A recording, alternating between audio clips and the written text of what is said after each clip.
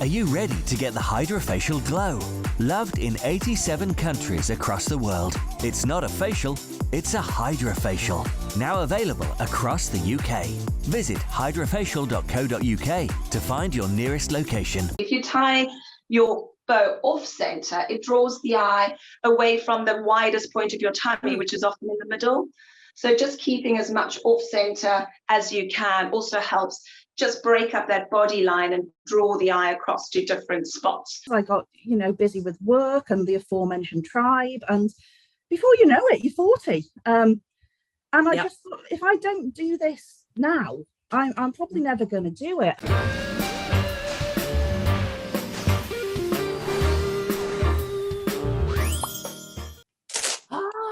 Hey girls, how is everybody? Oh Okay. Goodness, I want to be on Love Island. At least they're coping with the heat. Oh, Girls, get over yourself. Girls, come here. I think she's got sunstroke.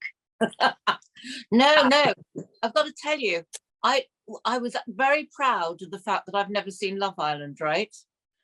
And then I thought I've just got to watch one episode to see what it's all the hype is about. And 20 episodes later, do you know what I mean? Wow. And I'm now obsessed. I'm so upset about Jack leaving. And okay, Dee, we need to stop here now. We need to put a spoke in this Love Island wheel. Stop now. We'll have to get matron. Cheers. Oh God, what's she drinking? Vodka. Jesus. And now, girls, how are we coping with the heat? This is what I want to know. How are the doggies doing? Have you still got your doggy, Sherry, or have you given him back for a while? No, but when you take a dog out early in the morning, you take him out late at night. Yeah, but I mean, it's just during the day how they cope as well, because it's very hot inside the house. Yeah. So do you keep the curtains closed? Because if the curtains are closed, then the air can't go through the house. And there's quite a few things to think about, aren't there, really? Yeah, but I got my house, so I keep them on all the time. Yeah. I've got all the windows open so there's a through draft, and some of the rooms are darker anyway. So they're out at my daughter was walking them at 5:30 this morning. Wow. So, yeah, I know. Yeah. I do a walk sometimes with her at 6 or 6:30, but 5:30 is pushing it. So yeah, it's fine. Yeah. We went out very early, and of course we're very lucky to have the River Mole here, so we went swimming yesterday. Went swimming a few times, so it was great fun. It's so nice to have all the girls back again, isn't it? Really, it's just lovely to see you all. No. 10 days. Yeah, we'll all be bloody moaning then, won't we? I love the heat. I know people go away, they pay huge amounts of money to go away to get heat like this, and when we have it, everyone complains. Cuts through. First of all, half the bloody trains have stopped and the roads are melting, so it's not like 1976, believe. No, it is actually things, nothing. Yeah, Sherry, you're so right, because I remember I was doing one of my first jobs ever with the Bubble Theatre in a marquee, in a tent going around London, and it was What were you doing in a tent, darling? I'm a little concerned. She was a trapeze artist. She doesn't want to tell us the truth. I thought it was pole dancing, but okay. And it was actually pole dancing. You are very, very brown. I am. Yes, I am very brown. Topping it up every day, 5 minutes a day, that's all. These boys jumping in these rivers or any water that they can find, because it's cool. And unfortunately, some of their lives. Now, I think that is what we should be talking about, not about sunscreen or, oh my God, isn't it hot? I can't survive. I mustn't go to work. Children must go to school. And we should be talking about the really serious parts of this, which is kids thinking it's hot. I can jump in any lake that I see or any stream. And that's what should be really put out there, that they've got to, people have got to watch that. Absolutely. Yeah, there was a warning. There was somebody from the NHS on the radio saying exactly that. And I wonder if the thing is that if you're even if you're a very, very strong swimmer, it doesn't make any difference. No. The currents you don't know where they are. Take you. Yeah. That's absolutely about this, not a Cobra meeting of how hot, we mustn't go to work. You must stay in a darkened room at home and never open the curtains. Oh, Don't. Some Insane. things never change. Miss Havishams, that's what we become. But can I talk about, as we're talking about heat, can I bring in our lovely guest, Nicky Hambleton-Jones, who's going to be talking about menopause and postmenopausal fashion. Mm-hmm. Hello. Hey, Nicky. Hey, Welcome, everybody. Nicky. Yeah, great to Wow. see you. How's everyone feeling? Are you all dressed for summer? Got your Yeah. summer dresses on? Absolutely. What have you got on? You look Darling, warm. we're not going to be wearing an anorak today, are we? Let's be no puffer jacket for me, dear. Well, I should be talking summer heat wave fashion, but then we didn't anticipate it was going to be quite so hot. No. So I thought I'd give some top tips, which actually is a bit of a summer issue for a lot of people when we have tummies that we want to disguise in the summer months and we're thinking about going on summer holiday and we want to perhaps look a bit slimmer. So I thought I'd just start with some top tips for you ladies, and this is relevant for anyone who is perhaps going through the menopause or has come through the menopause, isn't even in the menopause. Anyone who's got a little bit of a tummy they want to disguise, these tips are for you. So I've got my rail with a few things to talk about and hopefully just give you all some top tips on where we can go from here. Does that sound good?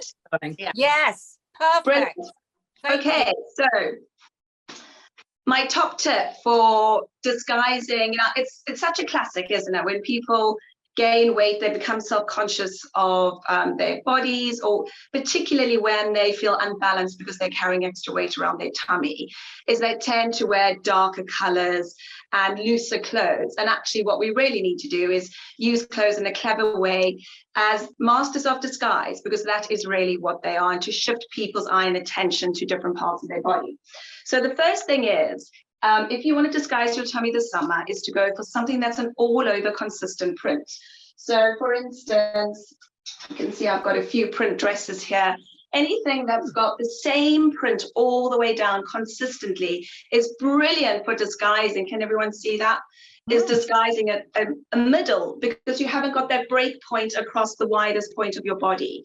So looking for dresses that have got that consistent all over print, not something that's got perhaps a bolder print on top and a different print on the bottom, but really you want to create that seamless line all the way down the body is really important.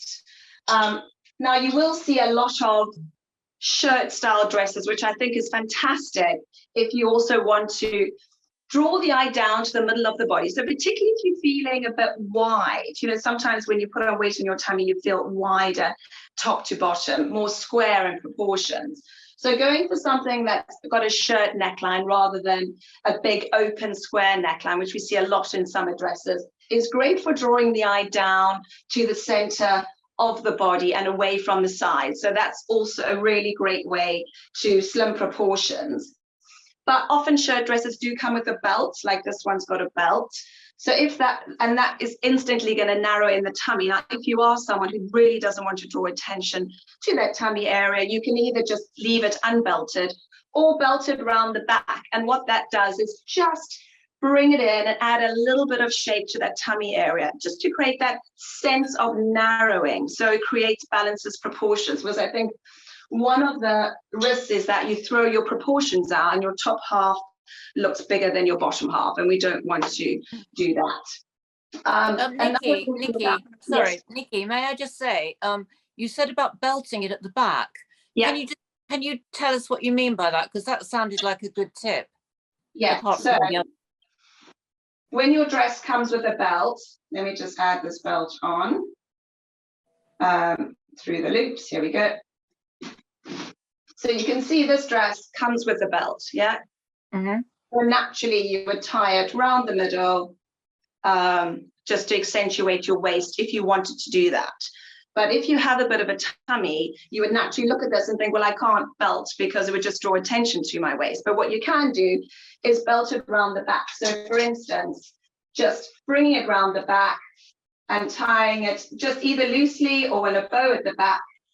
What that does is instantly create a bit of, can you see that? So you're putting the bow at the back, and that creates a shape down the front,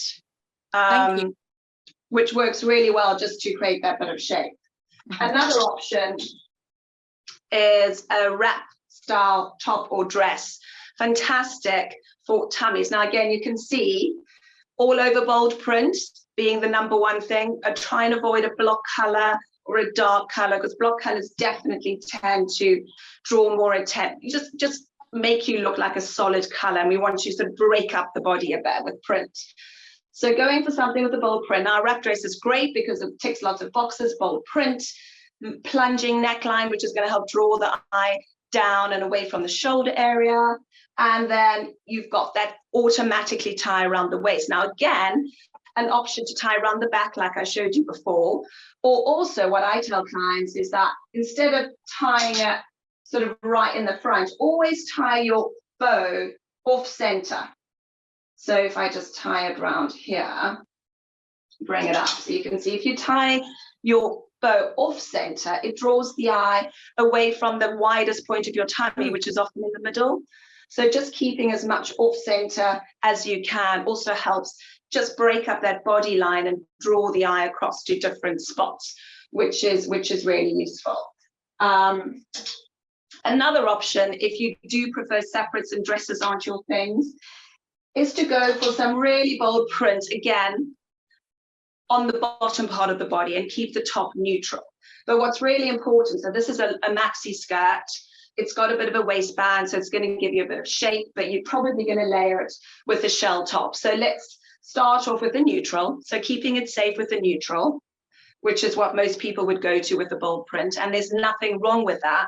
But what we don't want is just that shirt hanging baggy over the skirt, because you can see how we lose that waist. It just blocks up proportions by doing that. So what we want to do is either taking your shell top, and a lot of people have a shell top, and just twisting it in the corner and then tucking that twist into your waistband. Can you see how it creates a bit of shape like that? Brilliant. Yeah, and then layering that over your skirt. And it just gives it a bit of shape while still concealing. Does that make sense? Fabulous. How does it stay in the twist? So two options. You can either just twist it with your fingers and tuck it into the waistband, or take an elastic band and tie it round the twist like that. So I'm just tying it round the twist and then tucking the twist underneath with the elastic band. You see that? Yeah. And it holds it. So that's holding it in the twist, and you tuck that little bit into your skirt or your trousers, and it just gives you that little bit of shape rather than just having it hanging loosely down or having to wear a belt. Do you tuck it in at the front? Yeah, so you tuck it in the front. So here's your skirt. You tuck it up behind, and then just into the waistband of your skirt like that. Can you see that? Yeah. So it's giving you that bit of ruching, which again is great rather than just flat fabric that's just sitting on a tummy. A bit of blousoning and a bit of ruching, but it's also bringing the top in. So it's creating that sense of a waistline, a sense of shape.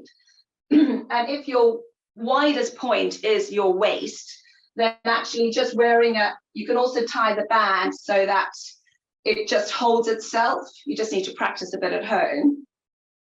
It holds itself, and then you can just wear that loosely over the top of the waistband of the skirt as well, if that's instead of tucking it in, if you really don't want to draw attention to your waistband. So just last thing to finish off is, I know it's a really hot day today and we're not thinking about layering, but as we know, nothing lasts forever in this country. So we are going to be bringing back those jackets. And I just wanted to show you how going for a bold print. So we talked a lot about dresses, but just going for a bold print in the blouse. Now, again, a lot of people who are self-conscious would think, I'm going to wear a jacket, I'll probably layer it over something dark, just to kind of bring the, just to hide that tummy area. But actually, there's no reason why you couldn't layer it over something bold. And what that does, you can see by just layering the print down the middle. So you've got that print in the blouse disguising the tummy area. But we're also looking at the color on the outside. We're not looking at your tummy area. Can you see how we're just deflecting it with color rather than putting what most people would do if they did wear color, would wear the block color inside the black jacket or the neutral, and then we are looking at this point. Does that make sense? So using colour on the outside to deflect the, and mixing it with print to move the eye away from the tummy bit onto the colour on the outside. Yeah. That's so helpful. Thank you so much. That's so brilliant and really interesting and inspirational to try all those different things. Thank you so much. Thank you, Nikki. Thank you, Nikki. Yeah, well, we can't wait to see you again to talk about more wonderful things like that. I mean, it's, you know, just that little thing. Because I've got some shorts that I just got, and I wear it with a sort of like a vest top. And I just thought, God, it just looks so boring. And I tried to tuck it into the top of my trousers, and that didn't look right. It went into sort of the 80s fashion.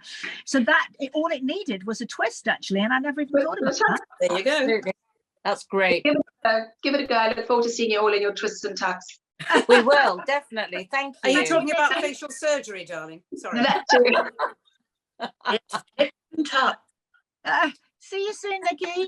Bye, Nikki. Thank you. Bye. Bye. Well, we know more now, don't we? We do. There you A lot go. more. Oh, Sherry, you've always made me laugh. And you have done for the last 40 odd years. Right. We actually have another guest. You know, we're doing very well today considering how hot it is.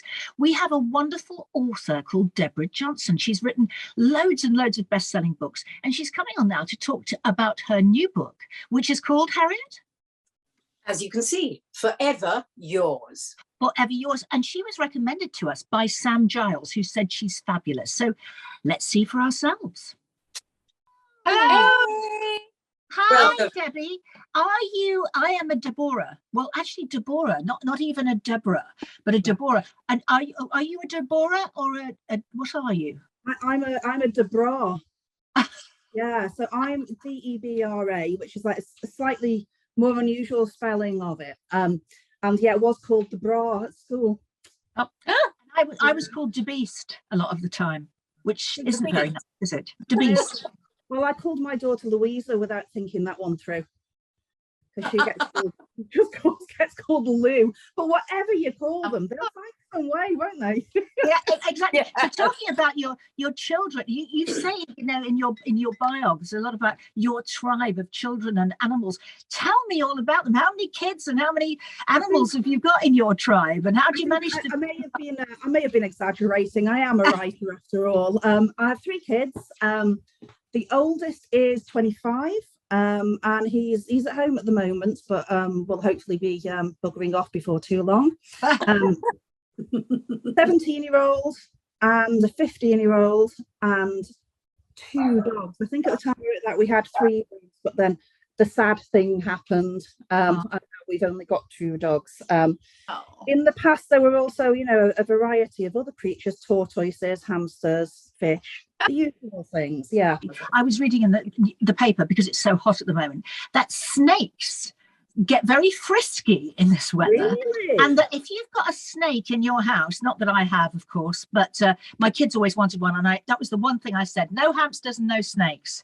Right. Because I don't like tiny little things like that. Hamsters are lovely, but if I ever had to handle one, I always felt it would break.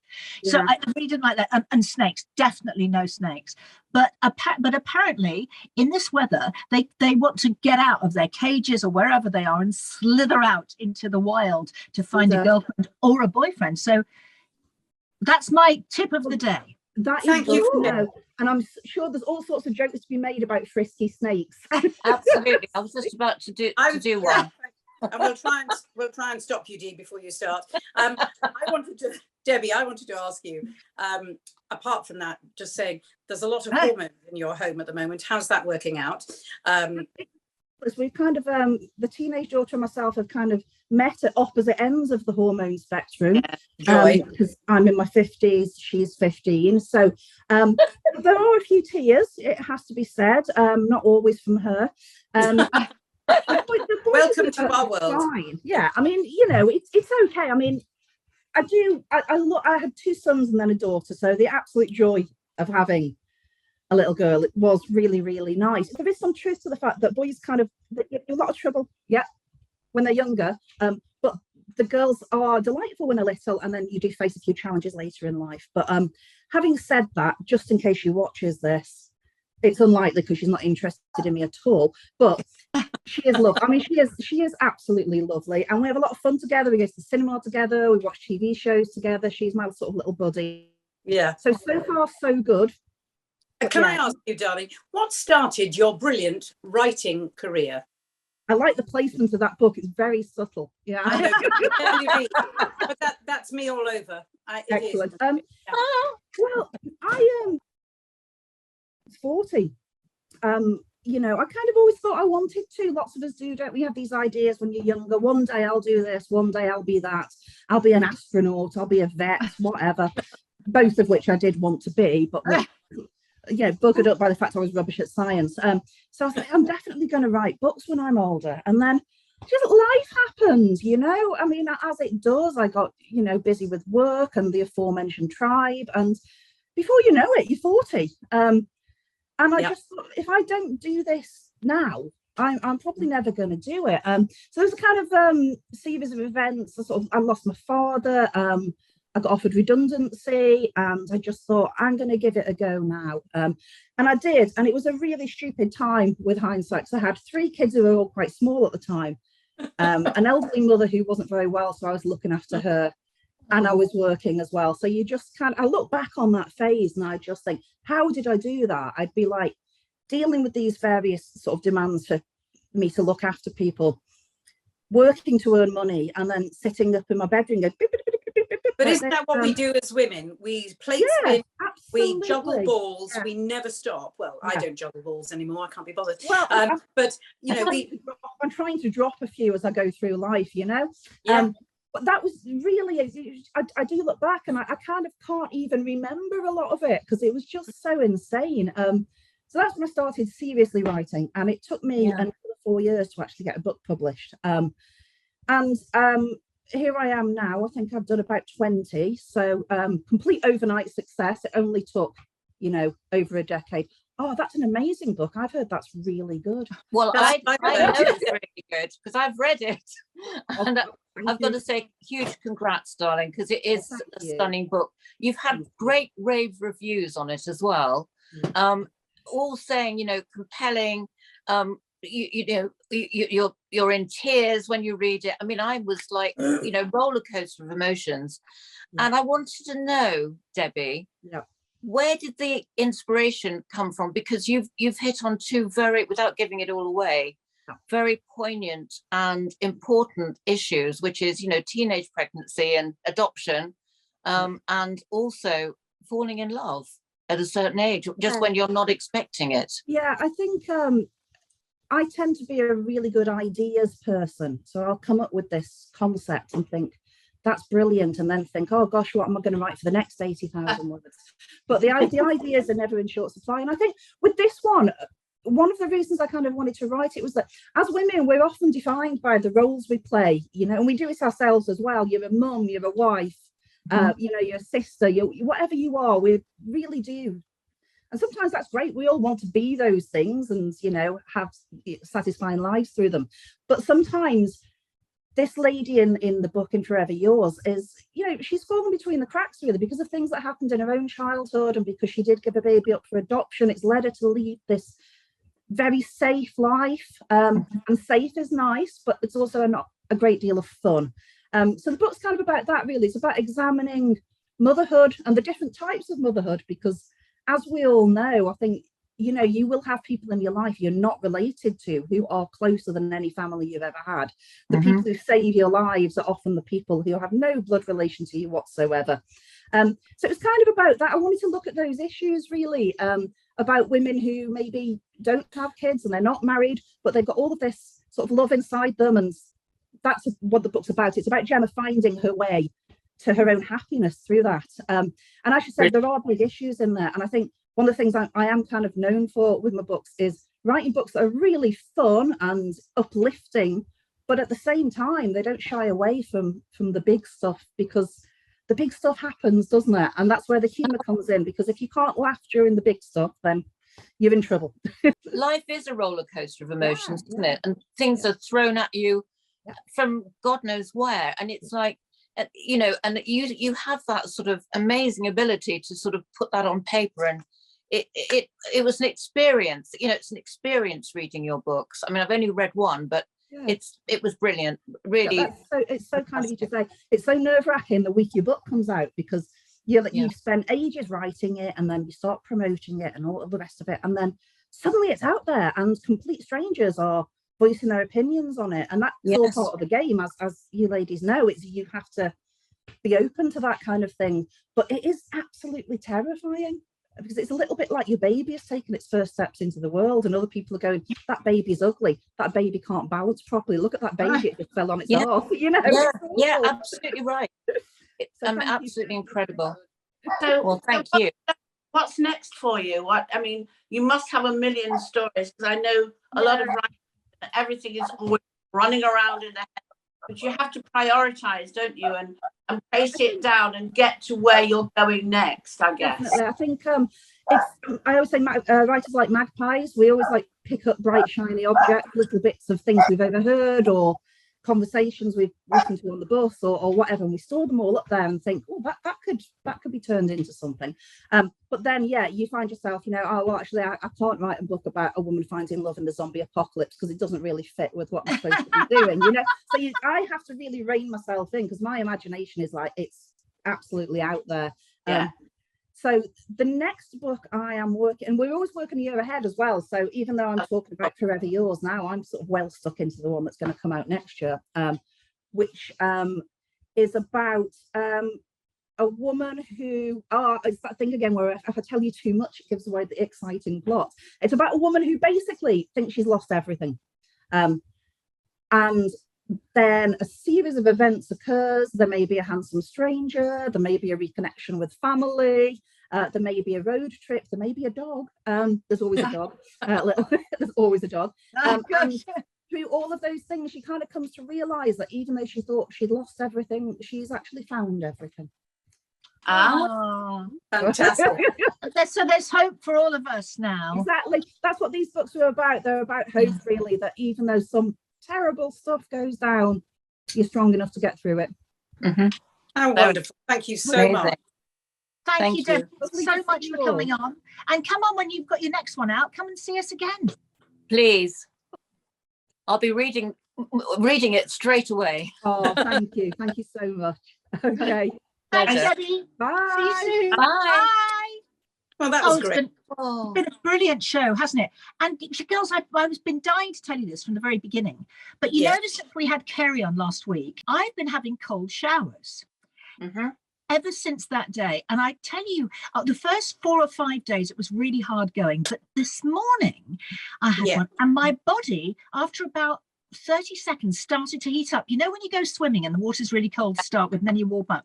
But that's what happened this morning. Literally within about 30 seconds, I was really, really warm. And I stayed under there for 3 minutes in the cold. And I came out and I was like, wow, my skin was shining and I've had so much energy. And that's interesting, I think. Yeah. Voyager there, dear. I'm sorry. I sent Kerry a message to tell her that you were having cold showers. And she said, what about you? To me. And I said, I'm thinking about it. She said that's not good enough. Yeah. Sherry, have you ever had cold showers? No. I think we know that. All right, girls. Lovely seeing you today. See you soon. Bye. Oh, yes. See you on Friday. April.